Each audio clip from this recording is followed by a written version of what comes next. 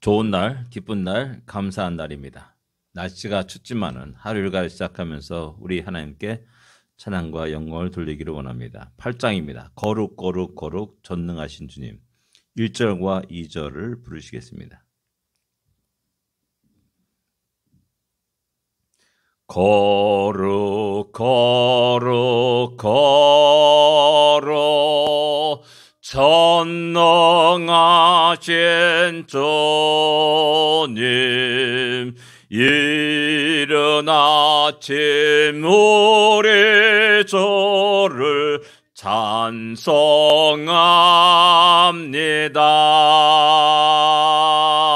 거룩 거룩 거룩 자비하신 주님, 성삼위일체 우리 주로다. 거룩 거룩 거룩 주의 보좌 앞에 모든 성도 멸류관을 벗어뜨리네.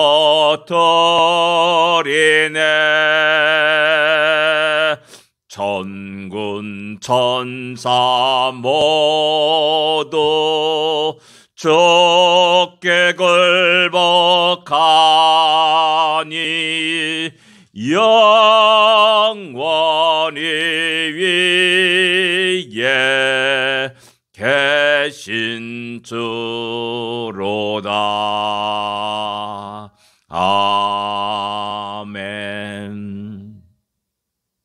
추운 날임에도 불구하고 주 앞에 나와 이른 아침에 찬양하며 주의 말씀으로 하루가 시작하는 우리 모두에게 하나님의 크고 놀라운 은혜가 넘치기를 원합니다. 338장입니다. 내 주를 가까이 하게 함은.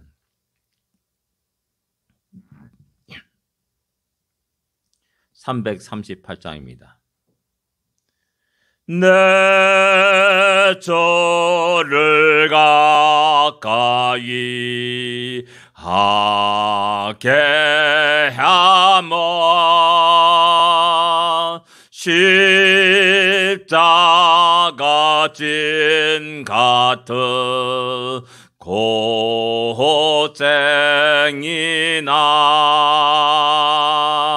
내 일생 서원은 널 찬송하면서 주께 떠나가기 원합니다. 내 고생하는 것 옛 야곱이 돌베개 베고자 갔습니다. 꿈에도 소원이 널 찬송하면서 주께 떠나가기 원합니다. 천성에 가는 길 험하여도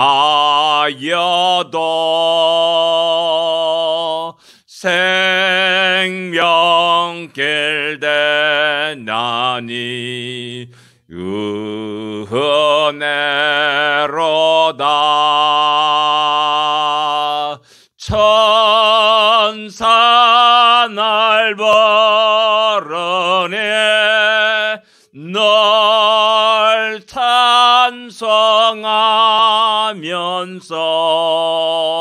주께 떠나가기 원합니다. 야곱이 잠깨어 일어나노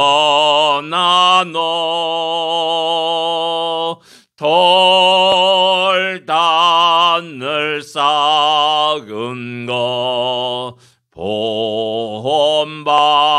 본받아서 섬질 때 되도록 널 찬송하면서 주께 떠나가기 원합니다.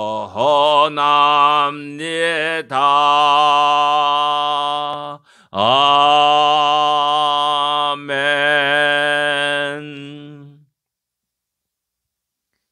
야곱이 부모 이삭과 리브가를 떠나서 외삼촌에 갈 때 그 상황을 상상하면서 생각하면서 노래한 찬양입니다. 돌베개 백오장 같습니다. 우리들 모든 인생이 그렇습니다. 그럼에도 불구하고 늘 이 작시자는 찬송하면서 주께 더 나아가기를 원하고 기도합니다. 또 야곱이 잠깨어 일어난 후 돌단을 쌓은 것처럼 숨질 때 되도록 찬송하면서 주께 더 나아가기를 원합니다. 이 찬양이 우리 입에서 늘 떠나지 않고 우리 고백이 되기를 기도합니다. 신앙 고백 드리겠습니다. 전능하사 천지를 만드신 하나님 아버지를 내가 믿사오며 그 외아들 우주 예수 그리스도를 믿사오니 이는 성령으로 잉태하사 동정녀 마리아에게 나시고 본디오 빌라도에게 고난을 받으사 십자가에 못 박혀 죽으시고 장사한 지 사흘 만에 죽은 자 가운데서 다시 살아나시며 하늘에 올사 전능하신 하나님 우편에 앉아 계시다가 주리로서 산자와 죽은 자를 심판하러 오시리라. 성령을 믿사오며 거룩한 공예와 성도가 설교타는 것과 죄를 사하여 주는 것과 몸이 다시 사는 것과 영원히 사는 것을 믿사옵나이다. 아멘. 사도행전 25장입니다. 1절부터 10절까지만 같이 읽겠습니다.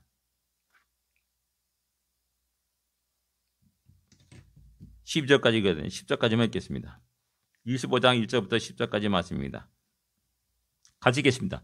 베스도가 부임한 지 3일 후에 가이사라에서 예루살렘으로 올라가니 대제사장들과 유대인 중 높은 사람들이 바울을 고소할세 베스도의 호의로 바울을 예루살렘으로 옮기기를 청하니 이는 길에 매복하였다가 그를 죽이고자 함이더라. 베스도가 대답하여 바울이 가이사랴에 구류된 것과 자기도 멀지 않아 떠나갈 것을 말하고 또 이르되 너희 중 유력한 자들은 나와 함께 내려가서 그 사람에게 만일 옳지 아니한 일이 있거든 고발하라 하니라. 베스도가 그들 가운데 8일 혹 10일을 지낸 후 가이사랴로 내려가서 이튿날 재판 자리에 앉고 바울을 데려오라 명하니 그가 나오매 예루살렘에서 내려온 유대인들이 들러서서 여러 가지 중대한 사건으로 고발하되 능히 증거를 대지 못한지라. 바울이 변명하여 이르되 유대인의 율법이나 성전이나 가이사에게나 내가 도무지 죄를 범하지 아니하노라 하니 베스도가 유대인의 마음을 얻고자 하여 바울더러 묻되 내가 예루살렘에 올라가서 이 사건에 대하여 내 앞에서 신문을 받으려느냐. 바울이 이르되 내가 가이사의 재판자리 앞에 섰으니 마땅히 거기서 신문을 받을 것이라. 당신도 잘 아시는 바와 같이 내가 유대인들에게 불의를 행한 일이 없나이다. 아멘. 예, 베스도가 벨릭스의 총독의 후임으로 부임합니다. 1절에 보면 부임한 지 3일 후에 예루살렘에 올라갔다라고 말씀합니다. 이제 부임한 자로서 자기의 통치 아래에 있는 그 지경들을 한번 순회하는 것이 지극히 당연한 것이고 제일 먼저 가장 중요한 예루살렘에 올라가는 것이라고 말할 수가 있습니다. 거기서 이제 대제사장들과 유대인들이 높은 사람들, 영향력 있는 사람들, 그런 사람들을 만나게 되고 또한 그들이 바울을 고소하는 내용을 또 듣게 됩니다. 이건 전임자부터 계속되는 것이죠. 2년이나 이제 질질 끌게 된 겁니다. 그리고 이제 드디어 또 새로운 총독이 왔으니까는 또 그에게 요청하고 또 자신들의 계략을 실행하려고 합니다. 바울을 예루살렘으로 옮기기를 청합니다. 예. 이게 뭡니까? 우리 보통 이게 어디서 재판을 받느냐 따라서 많이 이게 크게 좌우됩니다. 우리 범죄인들이 이렇게 타국으로 출국해서 도망갑니다. 그러면 이제 인터폴에 수배를 해가지고 붙잡죠. 그래가지고 이제 그 범죄인을 갖다가 자국으로 호송할 수 있고 또 아니면 그 나라에서 재판을 받을 수가 있습니다. 과연 이제 범죄인들은 어느 것이 더 유리한 것인가 뭐 이런 것을 따지게 되죠. 많은 마약 범죄인들이 미국은 미국에서 호송해서 미국에서 재판을 받고 정지하기를 원합니다. 근데 지금 범죄인들은 자국에서 받기를 원하는 거죠. 왜? 거기는 자기 세력들이 많고 또 여차하면은 탈출할 수도 있고 탈옥할 수도 있고 또 충분히 숨을 수 있는 그런 여러 가지가 있죠. 그래서 이제 자기에게 유리한 것을 찾게 되는 것이죠. 그와 마찬가지로 예루살렘의 대제사장들과 유대인들의 장로들이 또 그를 예루살렘에 옮겨서 여기서 재판받기를 원한다라고 이야기합니다. 그러나 그 속마음은 어떻게 했습니까? 그 뒤에 말하기를 매복하였다가 그를 죽이려 하고자 합니다라고 그들의 흉계, 간계를 아주 깨뜨려 보고 이렇게 기록하고 있습니다. 거기에 속아나오지 않고 베스도는 바울이 가이사랴에 있지 않느냐, 너희 같이 내려가자. 얼마 있다 떠날 텐데 같이 내려가자라고 이렇게 권합니다. 그리고 이제 드디어 8일 혹은 10일 후에 가이사랴로 내려가서 그 바울을 재판자리에 데려오게 합니다. 그리고 재판을 받고 여러 가지 이야기를 합니다. 거기서 이제 중요한 것은 뭐냐면은 그가 나옴에 예루살렘에 내려온 유대인들이 둘러서서 여러 가지 중대한 사건으로 고발하되 중요한 것은 능히 증거를 대지 못한지라라고 말씀하고 있습니다. 증거를 대지 못했을 뿐만 아니라 증인 역시 데려오지 못하였다라는 사실입니다. 한번 생각해 보십시오.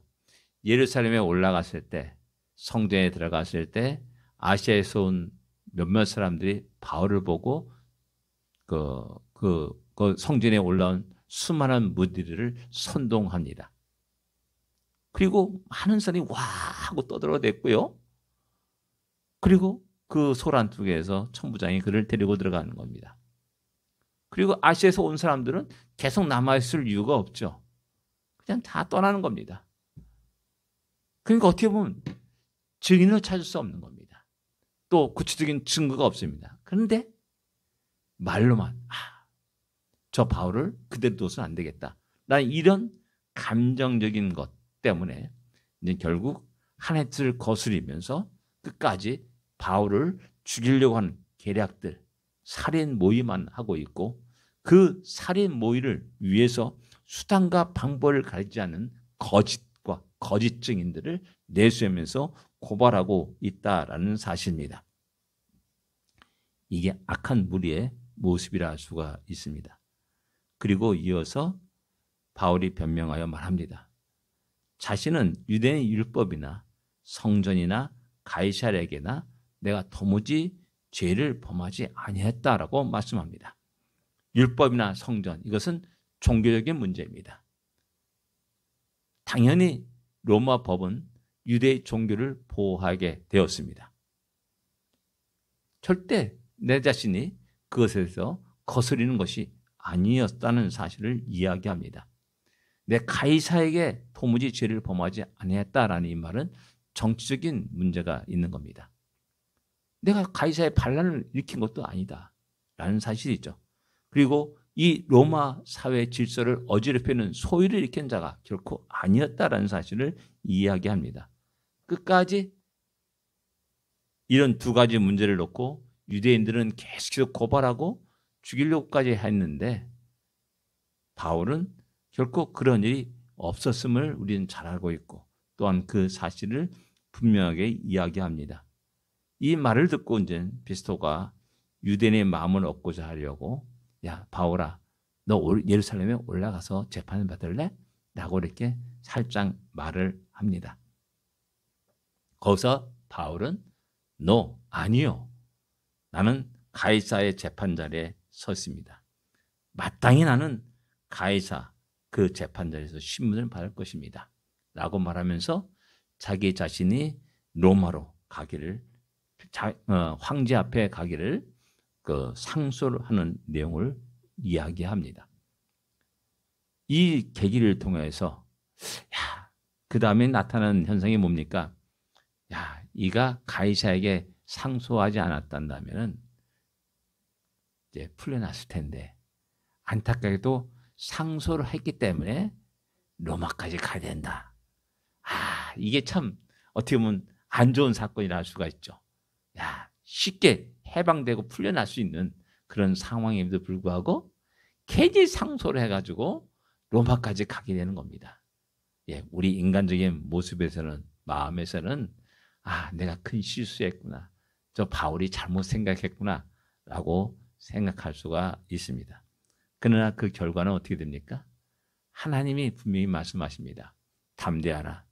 너가 예루살렘에서 나를 증거한 것처럼 로마에서도 그렇게 해야 되리라. 라고 말해서 목적지는 로마였다라는 사실입니다. 어떤 모습으로 로마로 가든지 자기 돈으로 내고 하는 게 아닙니다. 죄수의 몸으로 다 호송꾼들이 100명의 백부장들이 쫙 그를 호위해서 로마까지 모시고 가게 되는 사건이 일어나는 거죠. 공짜로 가는 겁니다. 그리고 그곳에서 또 역시 주의 복음을 증거했음을 성경 우리에게 증거합니다. 내 생각과 내 마음과 하나님의 계획과 하나님의 방법과 하나님의 길이 다르다는 사실을 보여주고 있습니다. 우리는 함부로 내 자신의 생각으로, 계획으로, 마음으로 함부로 쉽게 결정하고 또 쉽게 흥분하기도 하고 분노하기도 하고 기뻐하기도 하는 그런 것이 되어서는 안 될 겁니다. 늘 언제나 조용히 잠잠히 온유한 마음으로 하나님의 인도하심을 볼 수 있는 눈을 가져야 되고 하나님이 그 오묘하신 지혜와 손길과 일하심을 보고 하나님께 찬양과 영광을 돌려야 됩니다.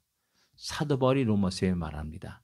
깊도다 하나님의 지혜와 지식에 부요함이요 라고 탄성을 바라면서 하나님께 영광을 돌립니다.